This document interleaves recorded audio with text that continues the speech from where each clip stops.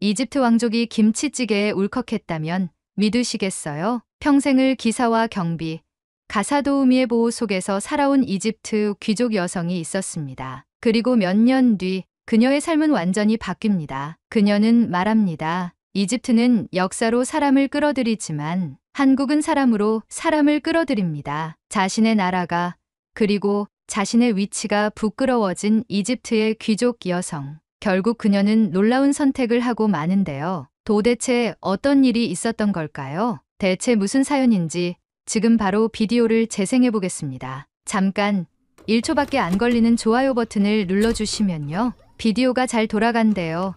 좋아요는 무료잖아요. 안녕하세요. 저는 이집트의 수도 카이로에서 태어나 자란 라이라 하산이라고 합니다. 제 이름만 들으셨을 땐 흔한 중동 여성 이름이라 느끼셨을지 모르겠지만 사실 저는 이집트 내에서도 다소 특이한 배경을 가지고 있습니다. 저희 집안은 대대로 이어져 온 귀족 가문이자 왕실 직계는 아니지만 과거 무함마드 알리 왕조 시절부터 군과 행정을 오가며 나라를 섬겨온 이른바 왕족 출신 가문으로 불리는 집안이었습니다. 저희 집엔 전담 기사인 살림 바크르, 가사도우미 누르 자흐라, 그리고 대문을 지키는 경비원까지 있었습니다. 아침에 일어나면 자흐라 아주머니가 챙겨준 차와 과일이 제 방으로 들어왔고 제가 외출이라도 하면 살림이 직접 차를 몰고 저를 모셔다 주곤 했습니다. 이런 일상이 이집트에선 특권이라기보다 당연함으로 받아들여졌습니다. 저의 아버지 카심 하산은 이집트 정부의 국가 경제 자문을 맡아오신 분입니다. 한때는 재무 관련 부처에서 일하시다가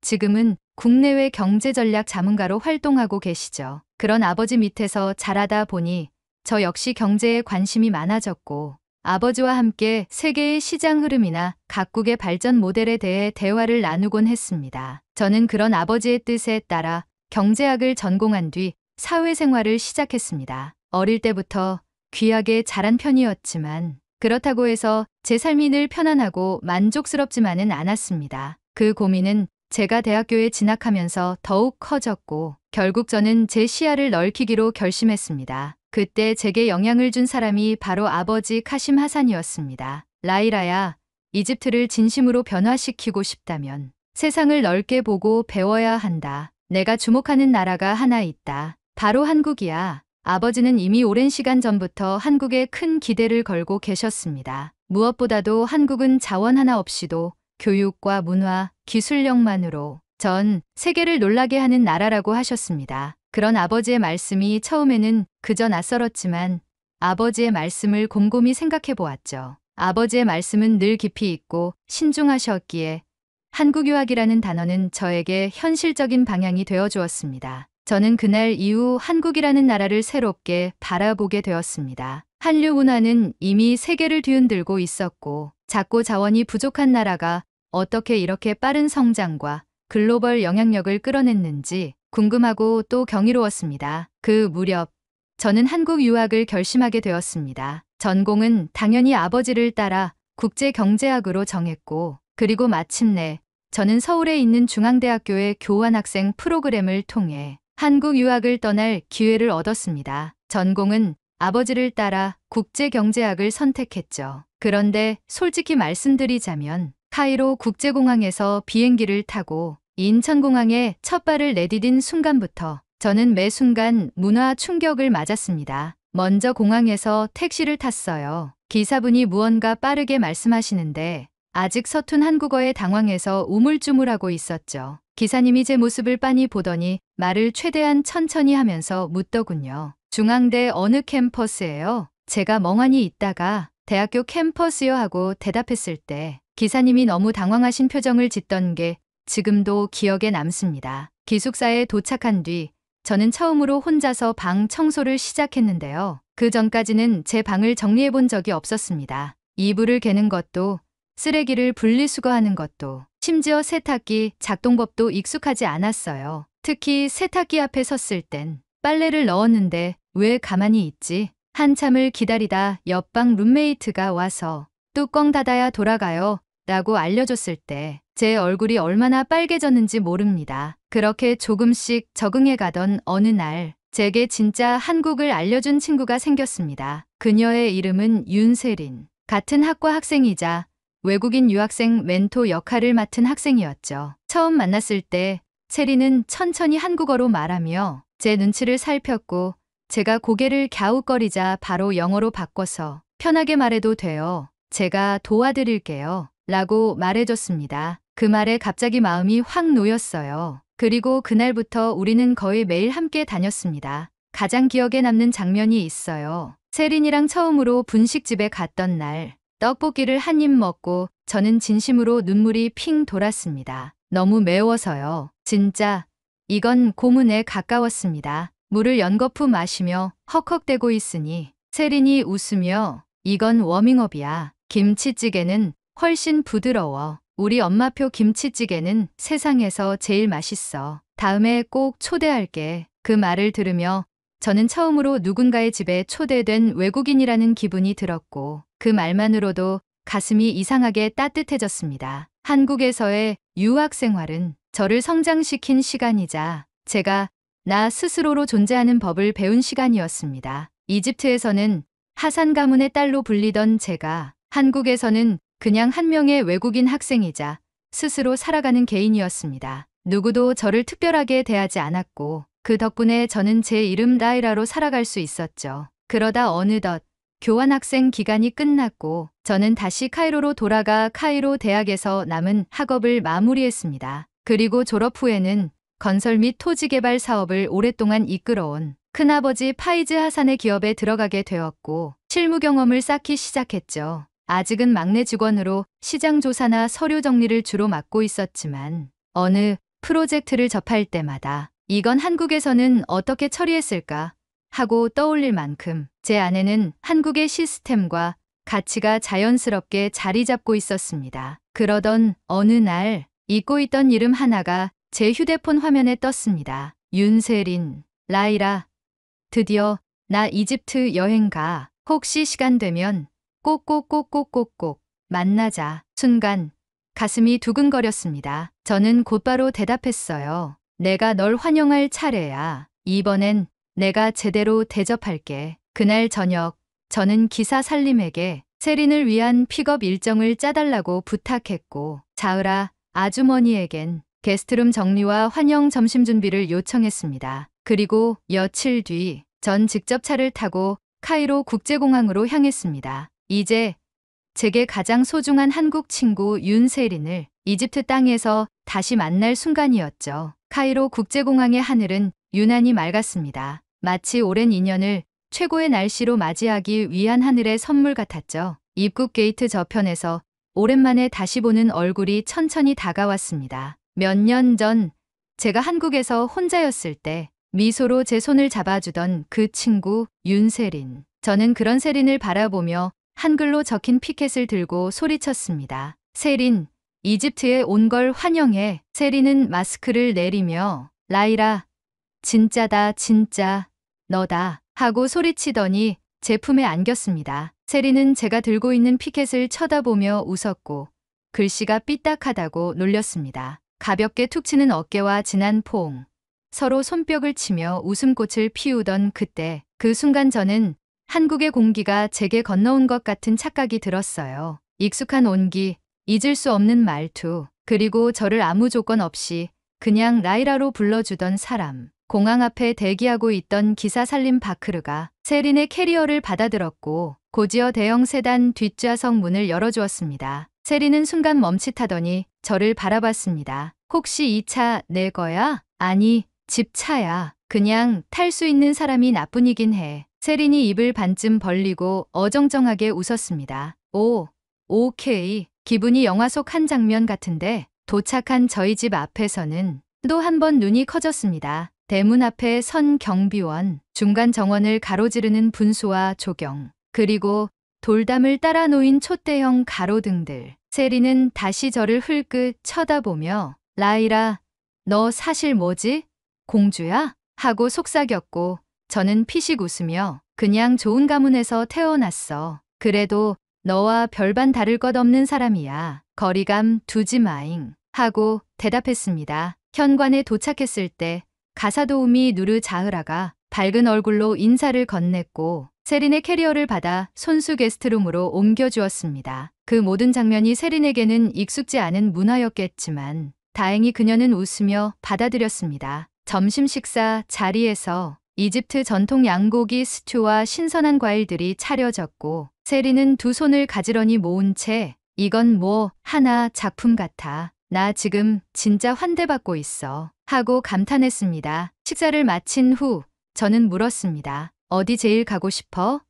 내가 다 데려가 줄게. 세린은 조금 고민하더니 이집트까지 왔는데 피라미드는 꼭 봐야지. 근데 있잖아, 라이라. 하고 말을 낮췄습니다. 혹시 기사님이 계속 같이 다니는 걸까? 부담스러워서 그런데 그냥 우리 둘이 여행하면 안 돼? 그 말에 저는 잠시 멈칫했습니다. 태어나서 어디를 혼자 간 적이 없었거든요. 어린 시절부터 어디를 가도 항상 기사나 경호원이 동행했기에 단둘이 다닌다는 것이 낯설었습니다. 하지만 그녀가 조심스럽게 묻는 눈빛을 보고 저는 이내 고개를 끄덕였습니다. 좋아, 단둘이 가자. 그게 뭐가 대수라고. 가보자고. 다음 날 아침 저희는 정말로 저 혼자 운전하는 차를 타고 기자 피라미드로 향했습니다. 세린은 신기한 듯 창밖을 내다보며 우와, 낙타도 있어. 진짜 있네? 라며 흥분을 감추지 못했습니다. 하지만 그 흥분은 곧 당혹감으로 바뀌기 시작했습니다. 피라미드 입구에 도착하자 한 남성이 저희 차량에 다가오며 주차 요금을 요구했습니다. 그런데 금액이 이상했습니다. 정식 주차장이 아닌 골목에 잠깐 세운 것뿐인데 한국 돈으로 환산하면 거의 2만 원이 넘는 금액을 불렀습니다. 왜 이렇게 비싸죠? 제가 조심스럽게 묻자 그는 무뚝뚝하게 여기 규칙이야. 싫으면 딴 데 가. 라고 말하고 자리를 떠났습니다. 그 순간 저는 얼굴이 화끈거렸습니다. 세린이 곁에 있었기 때문이었어요. 이런 장면을 보여주고 싶지 않았는데 피라미드 입장권은 정찰제라 다행히 문제가 없었지만 안에 들어가자 또 다른 문제가 기다리고 있었습니다. 사진 촬영 비용, 가이드 팁, 현장 체험용 도구 이용료 등이 공식 안내문과는 전혀 다른 방식으로 책정되어 있었고 한마디로 관광객 대상 바가지가 만연한 상태였습니다. 심지어 낙타 체험을 잠시 하려 했을 때 처음 안내받은 금액은 내릴 때가 되자 3배로 뛰어 있었습니다. 세린이 의아해하며 이거 우리 잘못 들은 거 아니지? 하고 물을 때 저는 나도 당혹스럽네?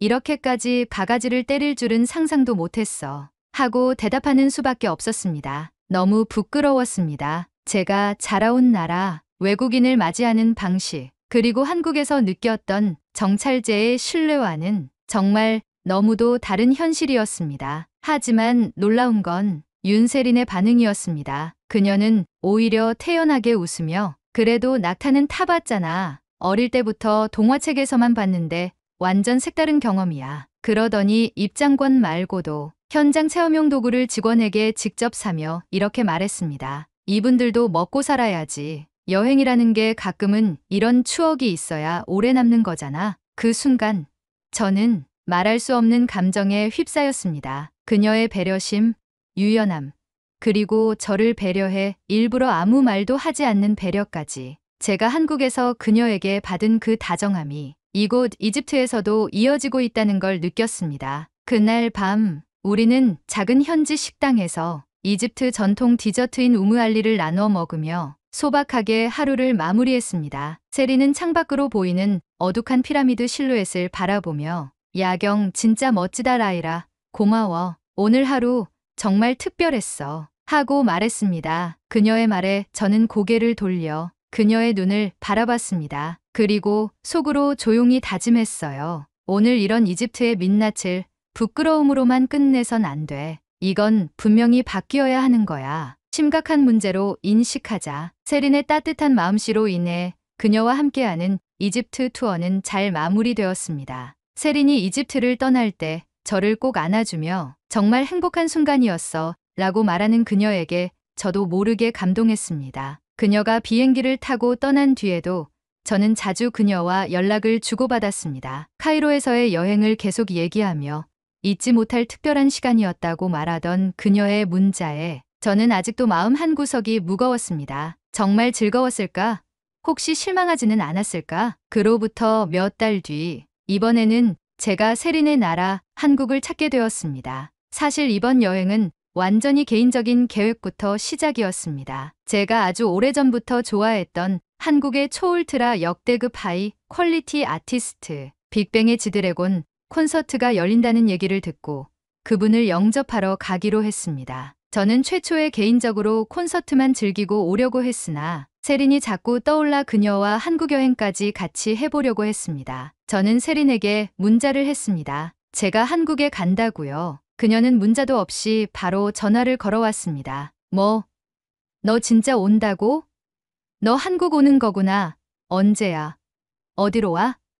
내가 공항 간다. 그녀의 반응은 그때나 지금이나 똑같이 따뜻했습니다. 저는 지드래곤의 영접과 세린과의 또 다른 즐거운 추억을 위해서 한국으로 향했습니다. 한국에 도착한 날, 인천공항 입국장을 나오자마자 세린이 두 팔을 벌리고 달려왔습니다. 라이라, 진짜 한국 왔네.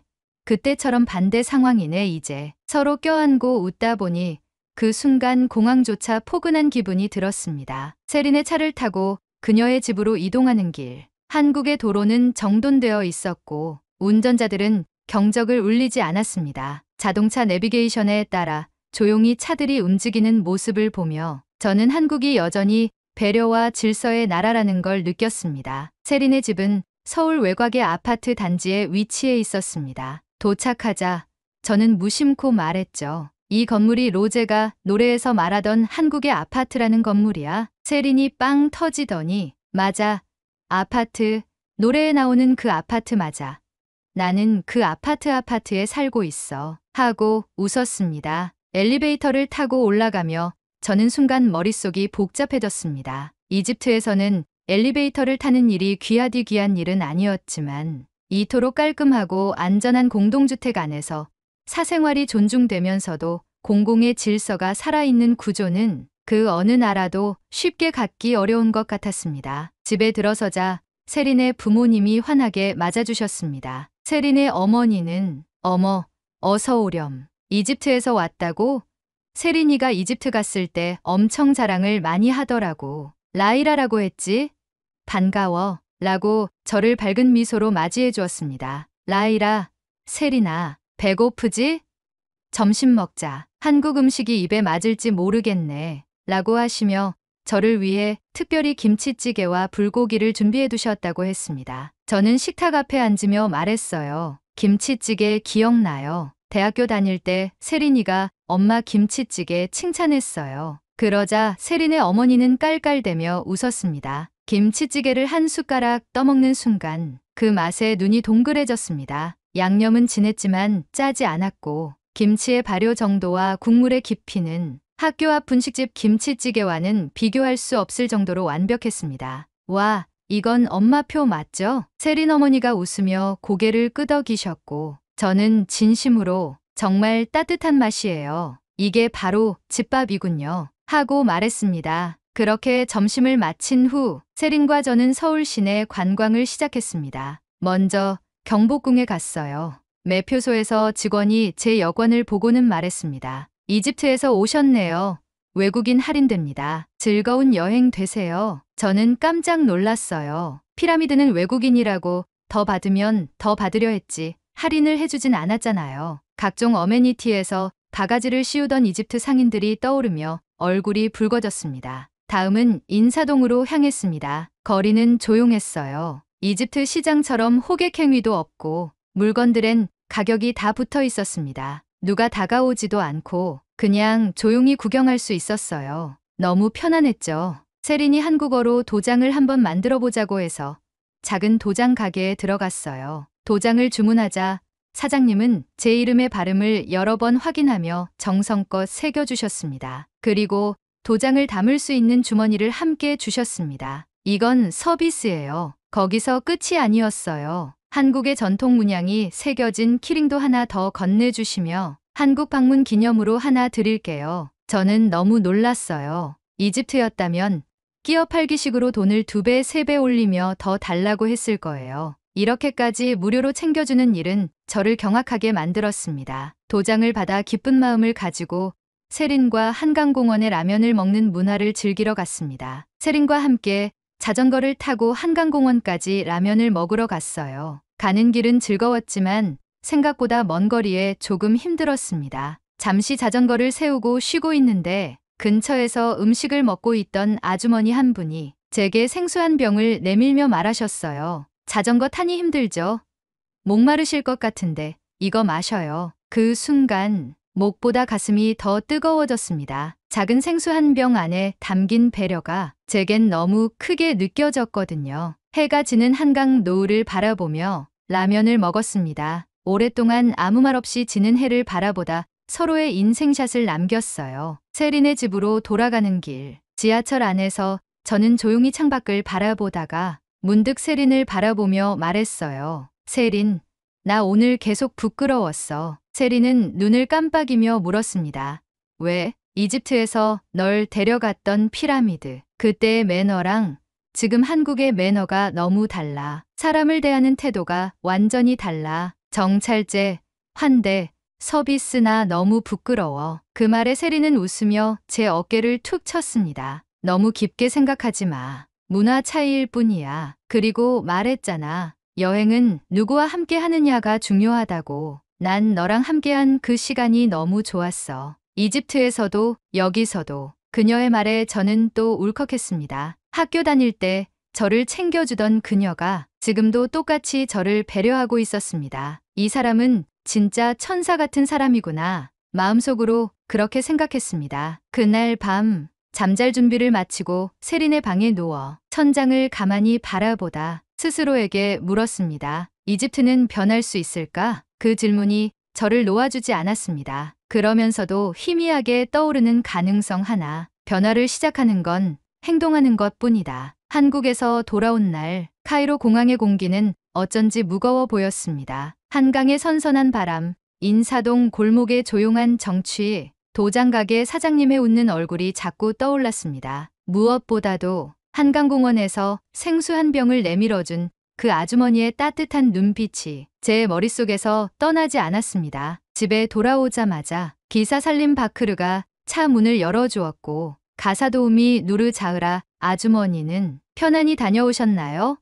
하고 정중히 인사했습니다. 그들의 익숙한 태도가 갑자기 낯설게 느껴졌습니다. 한국에서는 모든 걸 스스로 했는데 이곳에서는 너무 많은 것이 당연히 제공되는 것으로 여겨지고 있었던 겁니다. 며칠 후 아버지 카심 하산과 함께 저녁 식사를 하던 자리에서 저는 조심스럽게 이야기를 꺼냈습니다. 아버지 한국에서 정말 많은 걸 느끼고 왔어요. 아버지는 고개를 끄덕이며 물으셨습니다. 무엇을 가장 인상 깊게 봤느냐? 저는 잠시 망설이다가 솔직히 털어놨습니다. 정찰제요. 관광지에서도 시장에서도 가격이 명확했고 외국인에게도 친절했어요. 심지어 서비스를 더 주기도 했고요. 그게 너무 부러웠어요. 그리고 부끄러웠습니다. 아버지는 스푼을 내려놓으시고 저를 바라보셨습니다. 눈빛이 진지해졌습니다. 관광은 단순한 서비스 산업이 아니란다. 그 나라의 얼굴이자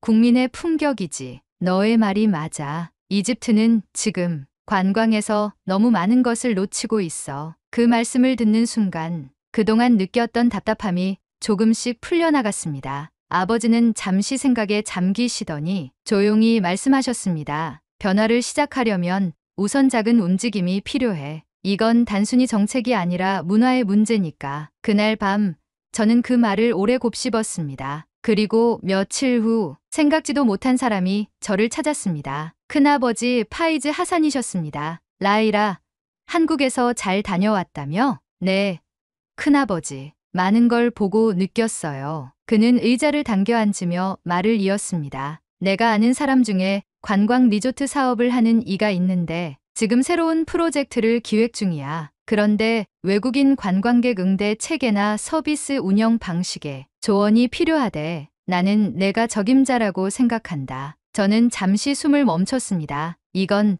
단순한 일자리가 아니라 제가 느낀 것들을 실천으로 옮길 수 있는 기회였습니다. 라이라, 넌 이집트의 현실을 알고 있어. 그리고 한국이라는 좋은 본보기를 직접 경험했잖니. 지금이 기회야. 그 경험을 말로만 남기지 말고 직접 보여줘. 저는 고개를 끄덕였습니다. 네, 해볼게요. 그렇게 저는 첫 보고서를 준비하기 시작했습니다. 관광지 내 정찰제 도입 방안, 외국어 표기 시스템 개선, 관광 종사자 대상 기본 서비스 교육 구성안까지 제가 한국에서 겪었던 소소한 경험들을 이집트식으로 번역하고 해석하며 현실적인 제안으로 정리해 나갔습니다. 보고서를 작성하면서도 자꾸 떠오르는 장면이 있었습니다. 세린과 한강공원에서 자전거를 타던 날 지나치던 아주머니가 건네준 생수 한 병, 작은 마음 하나가 한 나라에 대한 인상을 바꿀 수 있다는 걸 그때 저는 처음으로 배웠습니다. 그리고